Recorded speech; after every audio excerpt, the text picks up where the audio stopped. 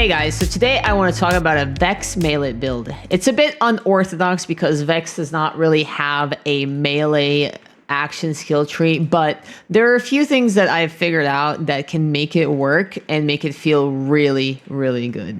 So let's get into it immediately. So taking a look at the skills, we're going to be going mostly into Dead Ringer with a couple points in Incarnate and Face Familiar. So I've tested all of these, and technically you can make Incarnate work a little bit. Dead Ringer just feels the best on almost every single front. So speaking of Dead Ringer, we're going to start on this tree. So we're going to be obviously going to Fell Inscriptions, which gives us increased melee damage and maximum health capacity. We're going to be going 5 points into that on the first row. It gives us a lot of melee damage. On the second row, we're going to be going onto Portents of Suffering in the center, which gives increased status effect damage. Now, status effect damage is important because the way the melee build works is utilizing Vex's Vault Hunter trait, the Phase Covenant, that converts her melee damage and action skill damage into the type of element of her gun. And so we're going to be getting a lot of status effects proccing based on our melee attacks. So we want to increase the damage of status effects. And because we're going to be utilizing the same strategy that we utilize on Rafa melee, where we go Groundbreaker with our specializations, we're going to be getting as much damage on status effects because they contribute towards that. And I'll be talking more on that later. Going into the row 3, we want to put 5 points into Grey Fiends. You could actually have a little bit of choice here. So Grey Fiends increases all damage dealt by Vex and her minions when you get a kill. And it is pretty good at 3 stacks at 12.5% per stack. That increases your melee damage, your status effect damage, and your gun damage. All 3 of those contribute to our damage, and that's really strong. The only problem is that on bosses, you might not be killing things, and we don't, in the current tree that I've considered, you don't really get kill skills from any other way other than killing. So this might not proc. And if you don't like the way it feels, you can also put those points into Cold Iron instead, which just gives you flat gun damage, about 15%, which converts to 7.5% melee damage. It's not as strong as Grey Fiends, but it's guaranteed damage compared to conditional that Grey Fiends is. And I think Grey Fiends is better though, so that's why I'm leaving it here. Now, I'm not going to talk about this last point in this row yet. We're going to get back to that later. So the next thing that you go down is the left side tree here is Prismatic Ichor, which whenever you apply a status effect, it applies another random one at 150% of the initial status effect's value. That's incredible because, for example, if you apply a status effect of shock on an enemy for 50,000 damage per tick, it applies a random one, potentially bleed, which is the strongest one, at 75,000 per tick. And we'll talk about why bleed is powerful a little bit later, but this is incredible. It allows us to basically get free damage, which all goes towards our melee damage. And then we get Keen Suffering. Now, Keen Suffering is extremely powerful because Keen Suffering allows our status effects to crit, and crit is more damage. And this also allows our bleeds to crit, and crit bleeds are overpowered. You've probably seen many different Vex builds that use bleed, and the throwing knife, the crit guaranteed throwing knife, that allows you to do infinite damage. Now, the build that I'm presenting right now does not require the throwing knife to work. You can play it without the throwing knife and you can do perfectly fine. The throwing knife does make it better, but it's not required. And one of the reasons it's not required is because of this trait, Keen Suffering. It allows your status effects to crit and that more damage, and allows them to reapply with crits, specifically on bleed, which gives you infinite scaling. Like, you start scaling so fast because of this. And so anything that gives us crit is important. And now let's go down the center. We're going to be going for Recurrence in the center here. What Recurrence does is that whenever you deal melee or gun damage, you gain Recurrence up to 50 stacks, which is about 0.8% melee and gun damage. And since we're going to be converting 50% of our gun damage to melee, this is a double whammy. So we get up to, like, what is it? 6, like, like 40%, right? 40% melee, 40% gun. So it's 60% melee damage total. You're not going to reach 100% of the stacks with on a boss because the boss is going to die by then. But this is nice in general when you're clearing. And it's just good. It's good to have free damage. And your other choice is very good. I mean, this Burning Attunement's amazing. It's fantastic. But unfortunately, we're not going to be using Incendiary all the time because some enemies are strong against it. So we don't invest into this. And then going for our next 5 points, we want Reverberations. Now, Reverberations makes your melee damage has a chance to deal incendiary damage, about 150%. So you have a 50% chance to do 150% more melee damage as fire. And that's really strong in building up our Groundbreaker or our melee damage and increasing it, because this is just extra damage that contributes to our Groundbreaker. And it's incredible. The only problem is that it's fire damage. So if you're finding enemies that are fire resistant or fire resistant, or health bars that have significant resistance to fire, it is not the best, but it's still really good. And I've tried with it off and on, and unfortunately, with it on is the best choice. It helps us stack significantly. Well, I wouldn't say unfortunately, but this is very strong for us. The 50% is really strong. And then I want to talk about something that's very important. I do not have it currently allocated, but this is very important.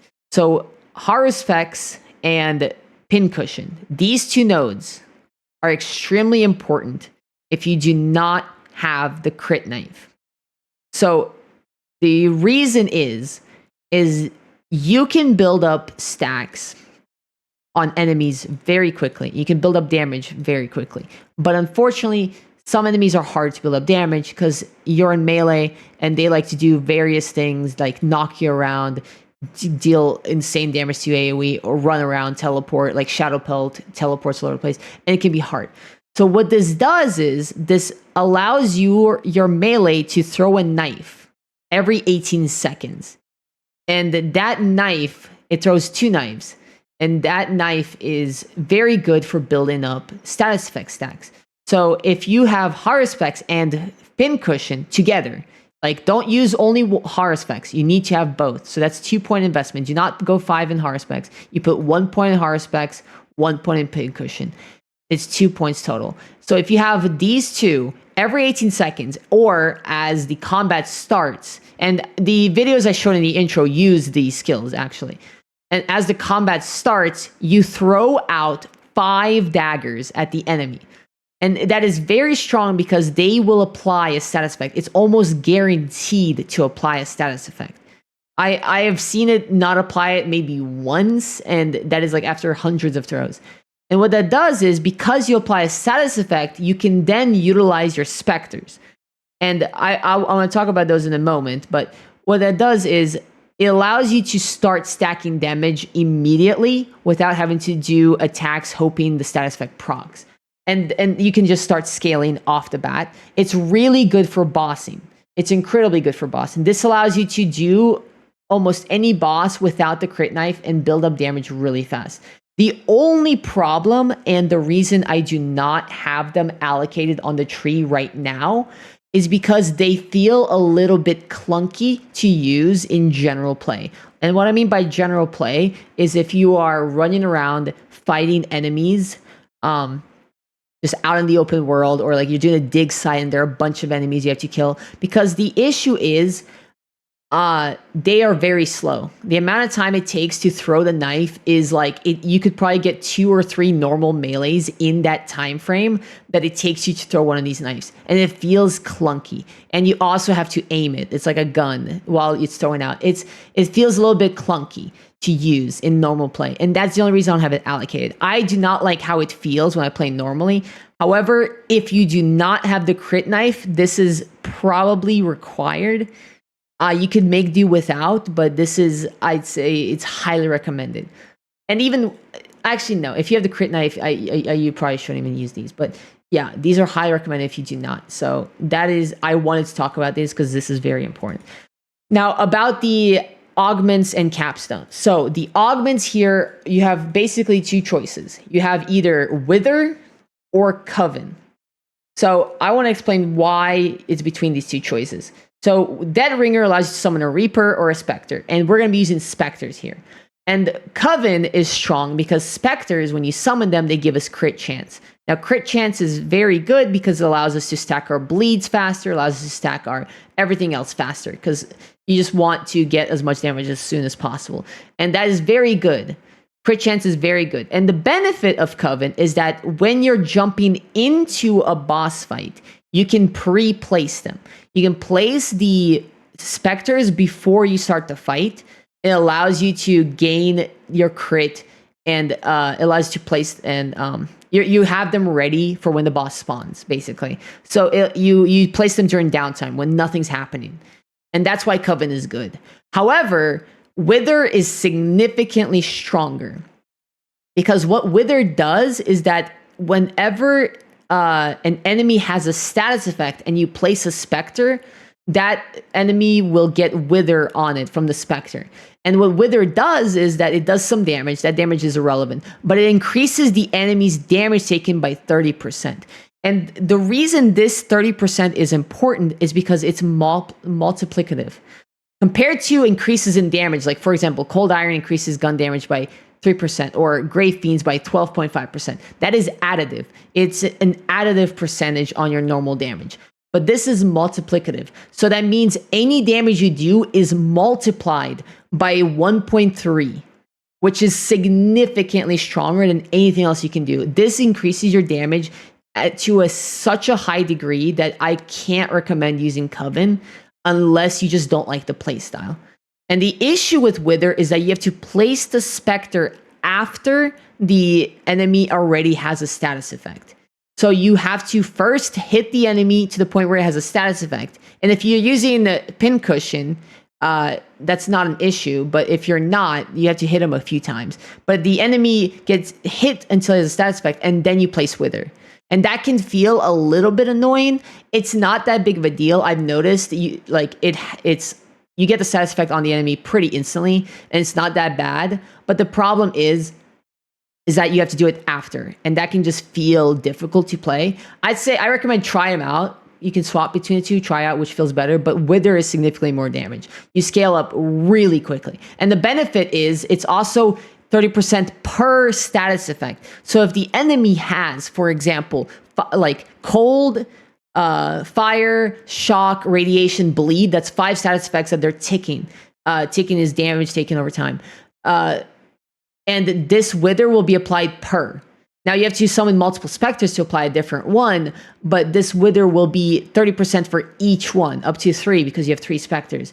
And the amount of damage you get is absurd. The enemy will not survive long enough for you to place 3 Spectres, to be honest.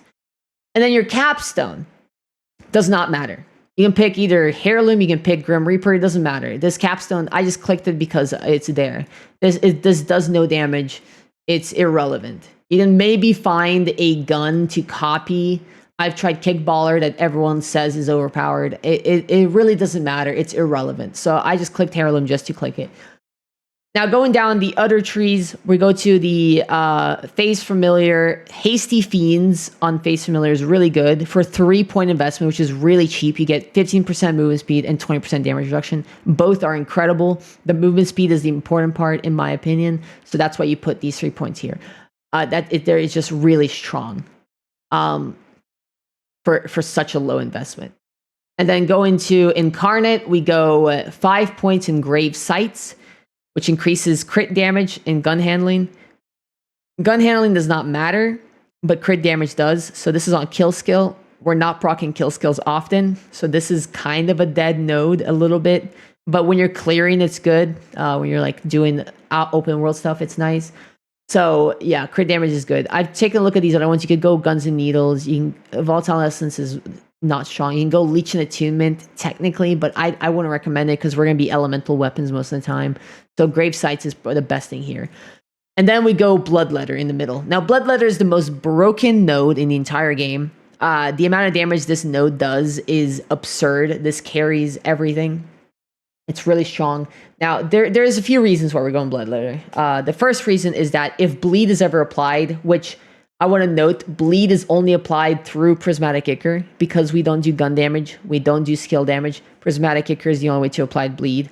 But if Prismatic Ichor does trigger bleed and applies it, this Bloodletter will make it go crazy.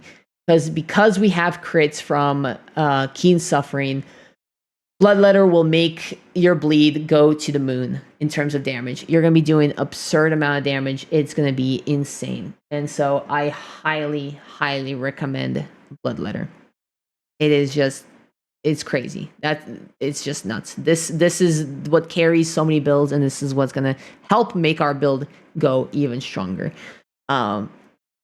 Yeah. And so it also, another important thing, it also enables us, if you have the crit knife, to basically one-shot bosses and also play and kill ranged enemies. Because we are not locked into our action skill melee, we can actually still shoot our gun. And what that means is, if there's a ranged enemy, you can throw your knife at it and you can shoot it and it will die. Not as quickly, not even close to as the melee version, but your gun is still viable. Now, without the crit knife, it's not as viable, but with the crit knife, it is. And so you have one more point after all of this, and I put the last point in Grave Quickening because we get more specters faster in clearing. It's not as strong. You can put it, Grave Power, you can put it anywhere you want, but this is the best place to put it, in my opinion. So that's the skills. There's a lot to talk about, but it's all important, and it actually works really well. So specializations. Specializations, we're going similar to how Rafa melee goes and other melee builds, is where the most important thing is Groundbreaker. So you're going to be putting 20 points in Runner just to get to Groundbreaker. And what Groundbreaker does, if you don't know, is that non-melee damage is stored and then your melee uses up. So if you do 1 billion fire damage, that is stored, and your next melee damage is going to do 200 million extra damage because it's 20% of the stored. And if we're doing scaling, if we're doing things that scale off of melee damage, it allows you to scale to infinity. It's insane because status effects that you apply are scaled on the initial damage hit. So that scales off your melee damage. Additionally, the skill that we took earlier, Reverberations, also scales off your melee. So it scales everything that we do. And then you take Bare Arms. Now, the amount of gun damage increases we get on Vex Tree is not that much. So this is not as good, but it's still extra damage, so we take it. And then you want to put 10 points in Brute and 10 points in Sharpshooter just so you can get Killer. Killer gives us crit damage and status effect damage, which is insane. And the most important thing on Killer is Contamination.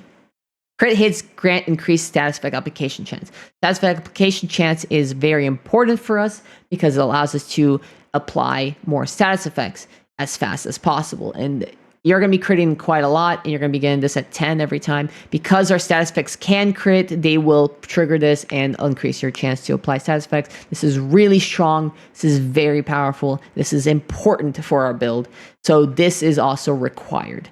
Now, this one is less required, but it's good. Enemies take increased damage for each status effect onto them. We're going to be applying about average about 3 status effects on an enemy every time. This increases their damage taken by 3, so 3-ish%. Now, it's multiplicative, so that is very powerful because it's not additive, it's multiplicative. That's greater increase than a lot of other increases, so it's nice. Even at 3%, it's very strong, but it is, because it's so low, it's not required. You can change this out for other nodes, like, for example, now with Caffeine, which gives you your action skill cooldown faster.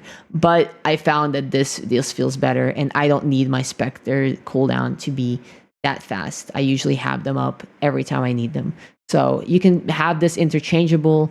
You don't have to. It's up to you. You can also go Survivor. I think the best defense would be very good here, but at the same time, I just don't have enough points. It's too much. I don't have enough specialization points, so I don't consider it worth pursuing. But you can choose whichever way you go. But the important ones is Contamination and Groundbreaker. All right, so before we go into gear, I want to show some secret tech that allows this build to work and feel great. And this is important to know before I go into gear because this is going to influence the gear that I tell you to get. So the default melee speed is as shown below. So 1, 2, 3. It's very slow. It's extremely slow. That's the default melee speed. And it doesn't feel good. If you're using Rafa melee actions, like arc knives, you are significantly faster. However, there's a way to increase it. If I put on this weapon, Star Helix, a dataless weapon, as assault rifle, you can see my attack speed is significantly higher. 1, 2, 3, 4. Compared to 1, 2. It's about double the speed. Now, the reason for it is because the equip animation is faster. Now, I'm using this gun specifically because it's an attached melee, so it uses the default melee speed. But if I use this gun, this, Hellfire, which is a Ripper gun, you can see 1, 2, 3, compared to 1, 2, 3, 4. You get about 1 melee less. And that's because this gun has a longer equip animation. If you equip a enhancement with about either gun equip speed increased by 100% or a assault rifle / SMG one equip speed, you can actually bring that faster attack speed to every gun except guns that have an attached melee. So now that I've equipped a gun equip speed 100%, you can see Hellfire will now melee as fast as Star Helix. 1, 2, 3, 4. 1, 2, 3, 4. So this actually allows us to play a melee character without a melee action skill because it allows us to get very quick melee attacks and allows it to be viable. It's very good. Now let's talk about gear. So I've told you about the secret tech, the secret interesting tech, and so that because of that, I can get into gear. So when it comes to weapons, you want to utilize Vex's Phase Covenant Vault Hunter trait, which means that any weapon she has equipped and out currently converts that elemental damage to converts her melee damage to that element. So because we're on difficulty Ultimate Vault Hunter 5 or difficulty like hard mode, we have to deal with different health bars. And that what's great is that we can carry a weapon, one of each. Corrosive, shock, and fire. It allows us to swap our weapon that we currently actively have based on the enemy health bar. And that swaps our melee damage to that damage type. So if the boss starts with shields, you just take out your shotgun, which I have lumberjack here for. And if the boss starts with red health bars, flash, you take out your fire gun, which I have hellfire. If it starts with corrosive, you take out with convergence. You can also carry a Maliwan weapon that swaps between the two. So for example, if a boss has yellow health bars, but they're resistant to corrosive, you can have a Maliwan that swaps from corrosive to ice, like this kickballer I have, which allows you to bypass that corrosive resistance, but still be strong to yellow health bar damages. And it's really powerful because of this. But when it comes to the gun itself, it does not matter what the gun is as long as it does not have a melee attached to it.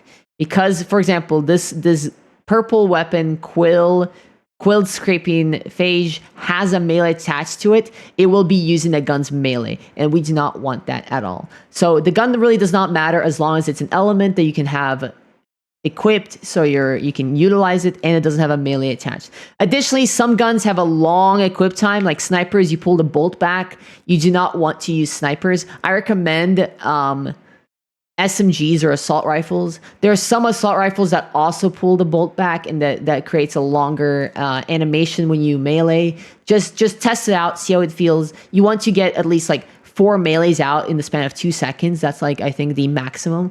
So just test it out. But other than that, that is kind of what you're looking for. And then when it comes to the rip kit, you can do whatever the heck you want.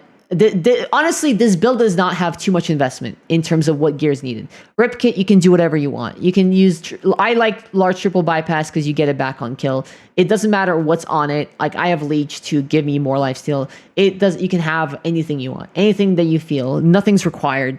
It's whatever your heart desires. Okay. Shield. The shield one, you have a choice. You have a choice of a few. What's for dinner is my favorite because it gives you shock damage for free. Shock is another stat effect that can be applied while you're using a different stat effect, and it's just 25% extra damage to help you stack faster. So I like What's for Dinner, and it directly scales with our class mod, which I'll explain in a moment. But What's for Dinner is probably the best. If you like fireworks where it just kills enemies all over, you can use fireworks. I've tried heavyweight where it consumes a shield on melee, but it didn't feel that as good because 100% melee damage is just 100% additive melee damage, and it's not that strong for what you give up. Like, for example, What's for Dinner gives you more damage than heavyweight. So although it looked good at first, it's not that good, realistically. You can also use Onion. Onion makes you practically immortal. If you use Onion, you're immortal. Like, genuinely, I don't think you can get... unless you're playing bad or you're just not killing things, you can't really die with Onion on this build. So Onion is a good one to take. But I still think we do need some damage, especially on bosses. Like for clear, Onion doesn't matter, but for bosses, I recommend What's for Dinner at the end of the day. And then for class mod, so this, you have two choices here. The important one is the Teen Witch. Teen Witch is the important one. It drops from the vault boss, the one that starts with an O. It drops the same. It's a different boss that drops What's for Dinner. It's a different one. No, it's not the O. It starts with an A. This is the one in Carcadia, I think, on the top left of your map. Teen Witch is very strong because it gives us lifesteal to our shields. And so lifesteal to our shields allows us to have permanent uptime on our shields, permanent overshield as long as you're attacking enemies. And the damage we do directly goes to lifesteal. So if you do 1 billion damage, you're going to get instant healed back, and the overshield allows What's for Dinner to be available almost all the time. It's really strong. I highly strongly suggest you get stat effect application chance on it. I have one with crit hit damage. It does not feel as good, so I highly recommend stat effect application chance. The skills on it don't really matter. It generally doesn't matter. The only thing that matters is stat effect application chance. It might be hard to get that, but it's really strong. You can also use a purple one like this. This one is kind of a god roll, but one that has stat effect application chance and stat effect damage, as well as the bloodletter skill. This can be hard to get. That's why I don't fully recommend it, but this is very strong. It will help you kill things instantly. The only problem is you do lose significant defensives. Teen Witch is very strong for survivability, but you can use either or. And then we have the enhancement. The enhancement here is important. So you need to have gun equip speed on your enhancement. That allows us to melee quickly. I've explained why, but you need to have gun equip speed just to be able to melee fast. And it feels very smooth with gun equip speed, 100%. You can also get assault rifle equip speed or SMG equip speed, depending on if all your guns are assault rifles or SMGs. There is a limit to how fast you can melee, so having 150 versus 100, there really is no difference. That's why I think just general gun equip speed is better. And try to get gun equip speed and gun damage, because gun damage directly feeds into our melee damage, so having both is fantastic. I personally don't have one right now, but having both is great. I have gun status effect chance. I don't think it does anything. It's good if you ever have to shoot an enemy, so that's the only reason I would recommend that, but you don't really need to care for that. And then the grenade. So this is a point of contention. Everyone hates the crit knife because it's either going to get nerfed, it's either going to get removed, or they can't find one. So I have the crit knife equipped. The crit knife makes this build insane. It will allow you to kill bosses instantly. It is broken. However, I've made it a very important point to showcase. Anything that I've showcased so far does not use a crit knife. And I've explained the skills without the crit knife. The crit knife makes this build broken, and it is insane, but you don't need it. You do not require to have the crit knife. I just recommend it. If you ever find it, it makes this build go wild. So I'm using it. There's nothing else you should be using here other than the crit knife. And if you don't have the crit knife, you should probably use something that is similar to the crit knife. Something that at least like something like this, where it increases damage taken by 15% and reduces damage dealt by 25%. So this is your alternative. So use either the crit knife if you have it, or something that at least gives you damage and payload. But yeah, this is your weapon. And the benefit of not being locked into an action skill melee like Rafa, I have no idea how Amon does it, but I think Amon's the same, is that we have our guns, we have our knives. We can still shoot, we can still throw grenades. And this crit knife can still be used while you're playing melee. And that's why it's just insane. Now, real quick about the firmware. We're going to be going Real Big Fist 3. I currently have 2 on because I forgot to put on my What's for Dinner, but I have it on my heavyweight. Real Big Fist 3.